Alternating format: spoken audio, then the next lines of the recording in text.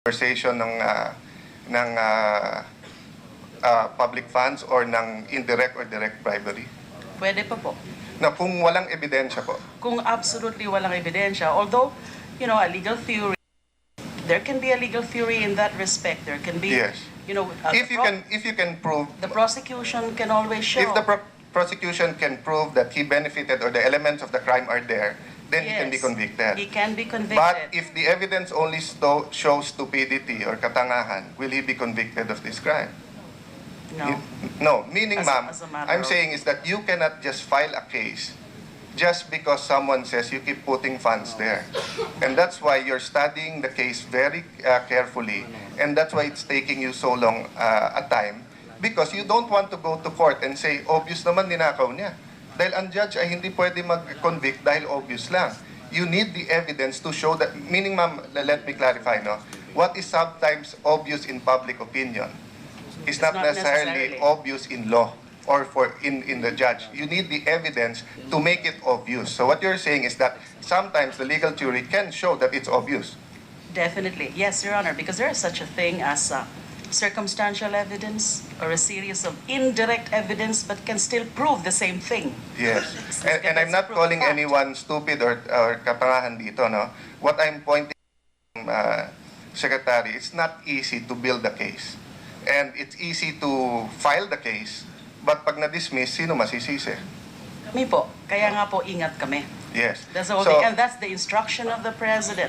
Make sure that whenever you file charges, that the evidence would stick. And that's why your message to all of us, and to the secretaries, to the President, and to he who should not be named, is that hindi kayo namimili. Kung ano yung nasa COA report, kung ano yung sa whistleblowers, kung ano yung nasa dokumento, at pag pinagsama-sama nyo to. Ano mangyayari, ma'am, kung lahat ng nasa COA report ay finailan nyo ng kaso? Baka kung maraming madidismiss yan at this point. And will it be... Kasi binibuild pa ho namin yung kaso. That's correct. And would it be fair to those who in the COA report na wala namang sinasabing may anomalya? Ang sinasabi lang irregularity, not in the common sense na irregular, but in the sense ng COA circular, no? For example, in my case, it's 2.8 million out of 351. And ang sinasabi lang ng COA, may rules na hindi sinunod yung barangay, pero may complete delivery sa mga binili nila. And I didn't even know kung anong binili nila. So if you file the case against me na plunder, unang-una, walang 50 million at wala naman sinasabi nila ako. But don't talk about me, no? For example, Senator Recto, he confronted the COA, no? And they cleared him. He didn't clear himself, they cleared him. So, but ang sinasabi kasi ni he who should not be named, kinondemn na siya ng media at kinondemn na siya ng committee na to. Pero ang alam ko, welcome naman sila dito. At ang alam ko, ini-interview naman sila ng media, pero ayaw naman sila sagutin. So tanungin ko naman, ma'am, pagdating po sa inyo, bibigyan niyo ba sila ng pagkakataon na sumagot din? Sagot po sila ngayon sa ombudsman. So, Kasama po yan sa proseso ng preliminary investigation. Napasasagutin sila, magpa-file sila ng counter affidavit, doon po nila ilalagay ang kanilang eksplanasyon, ang kanilang depensa, kung meron man. So, ibig sabihin, ma'am, walang persecution dito. Ang nangyayari dito, prosecution. Ibig sabihin, everyone will be given due process. Sa media man, sa committee na to, sa ombudsman, or ay bibigyan sila ng chance. Nasa kanila na yun kung gusto nila sumagot o hindi. Tama po yun. Quick questions lang, Mr. Chair, dun sa ating mga witnesses, just to clarify. Ma'am Sunyas, kanina kayo po ni Benhar, sabi nyo, hindi lang sa PIDAF, hindi lang Malampaya, tapos may bringing up pa si Senator Pimentel sa regular fund. Sabi nyo pati sa fertilizer scam. Yes, sir. Kilala nyo ba tong si Catherine May Santos?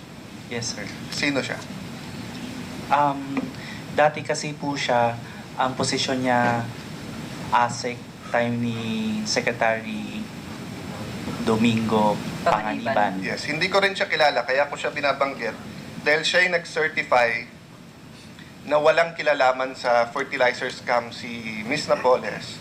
At kaya nakalusot sa Blue Ribbon Committee nung panahon ni Senator Gordon, nung iniimbestigahan dito, dahil may certification si Catherine May Santos na hindi siya kasama sa fertilizer scam. Pero ang sinasabi nyo, hindi, kasama din siya doon.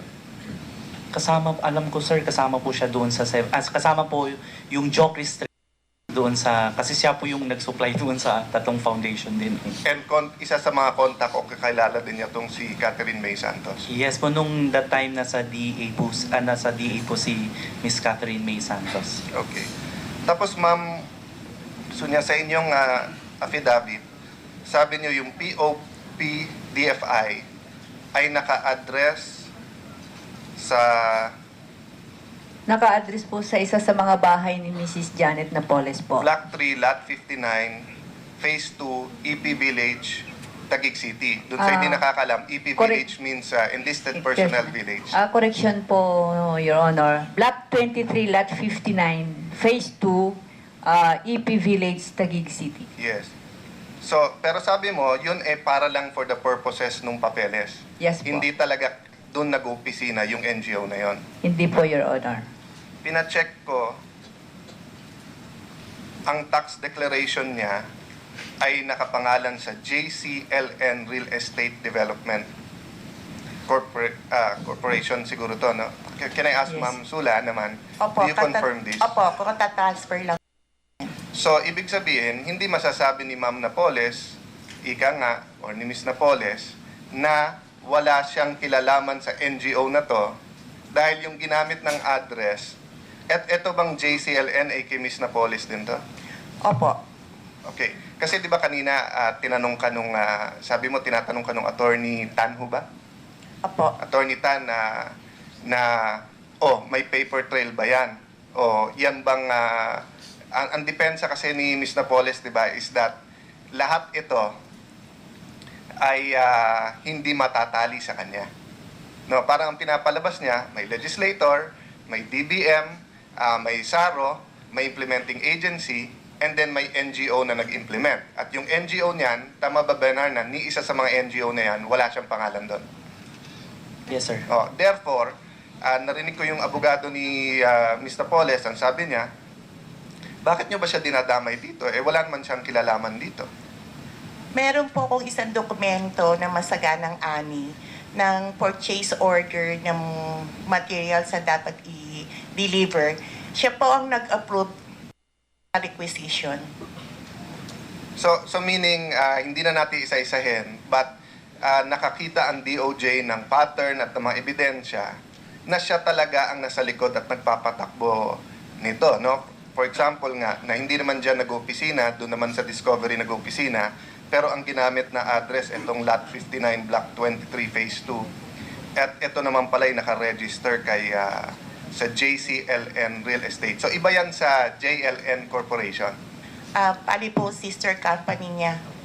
Ito rin po yung mga, ang makikita po doon sa SEC paper, yung telephone number, na ang nilalagay ko po yung telephone number ng JLN Corporation sa Discovery.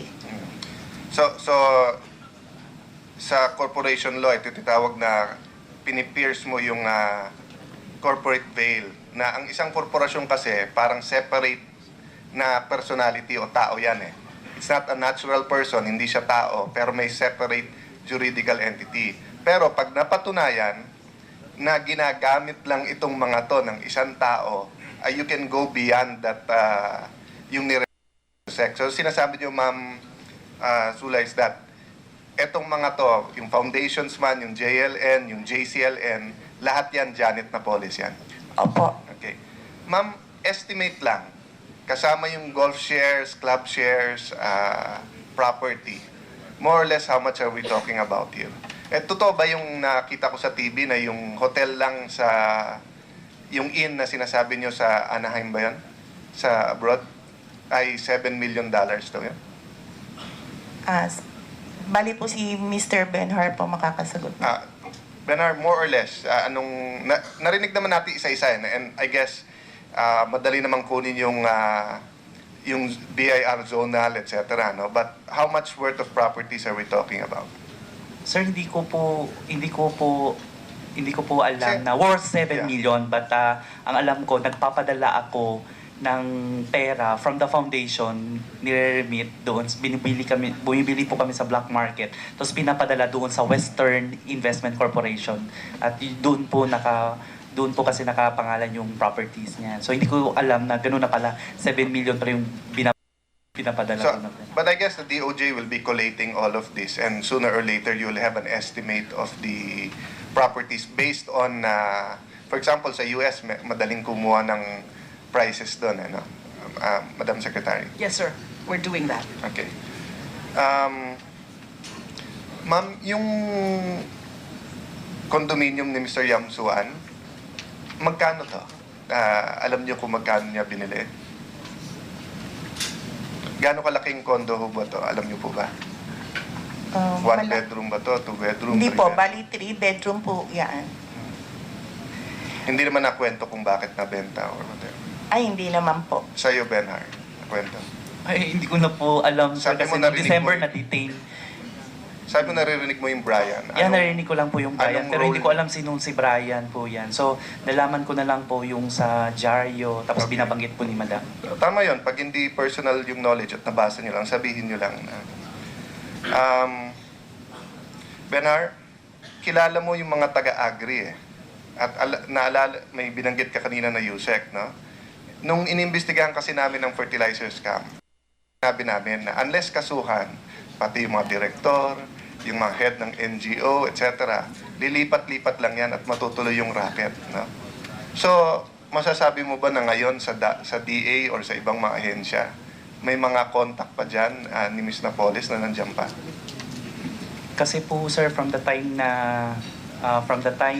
2004 hanggang 2013, so DA na po nung meron kami transaction sa DA, yung taon na yun ay kausap pa rin ni Ms. Napoles. Well, to be clear, this is not a witch hunt, ha? Hindi porke kilala niya o nagpa-picture sa kanya or whatever ay sasabihin mo ng masamang tao or may ginawang masama. What I meant is, meron pang mga kasama sa racket.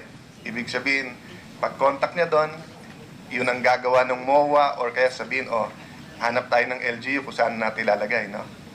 Hindi naman po, sir. Nagkakaroon lang po ng pag-uusap tungkol po sa documents kasi syempre ang agency meron sila, mahigpit po kasi yung DA, tapos may mga requirements like yung sa MOA, hindi naman po kami ang nag-prepare, sila yun kasi Meron ilan na gumagawa pero hindi nila alam yung scheme or yung scam na nangyayari. hindi po kasi may template sila ng MOA between the agency, kumbaga government agency transferred to the government agency. Ganun po. Like the DA transferred to the LGU, may template silang sinusunod. At lahat ng alam nyo, nasabi nyo na sa DOJ. Opo, nasabi po. Kaya kung sinasabi to, syempre, na ano yung iba, na baka naman continuing to. Alam mo, may kagalit lang kayo, idadagdag nyo later on, or meron kayong gustong protektahan, tatanggalin nyo. Kaya napaka-importante para sa amin na malaman na lahat ng alam nyo ay sinabi nyo na at ang DOJ naka-seal na or naka-prepare na yung mga alam nila. Madam Secretary, do you confirm this? They've given us so much information already, but as to whether or not these are complete, is the whole thing, only they would know. Okay. So,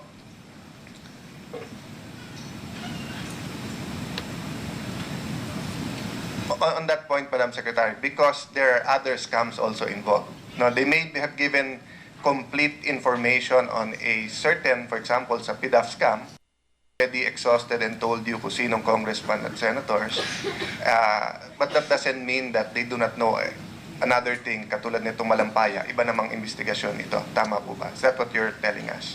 Yes, Your Honor. Although the Malampaya, more or less, ay marami na ho silang sinabi sa amin, and that's why nga po, magpa-file na rin po kami ng kaso on that. A final question lang, Benhard, tsaka sa ibang mga whistleblowers. Pakilinaw lang sa amin kasi hindi malinaw sa publiko or at least sa amin, no? Paano ba nangyari na naging whistleblowers kayo? Ano yung sinimulan ng away ninyo ni Ms. Napoles? Or ikaw lang ba nauna tapos sumunod yung iba? Or pakisalaysay lang sa amin kasi, you know, pag whistleblower ka, ibig sabihin part ka nito. Kaya kanina, tinanong kay Ma'am Sunyas, Ma'am, hindi mo ba alam masama yung ginagawa? You were honest enough to say na, alam kong may overpricing, may kaso eh. Benhar last time was honest to say na, at one point, I reflected at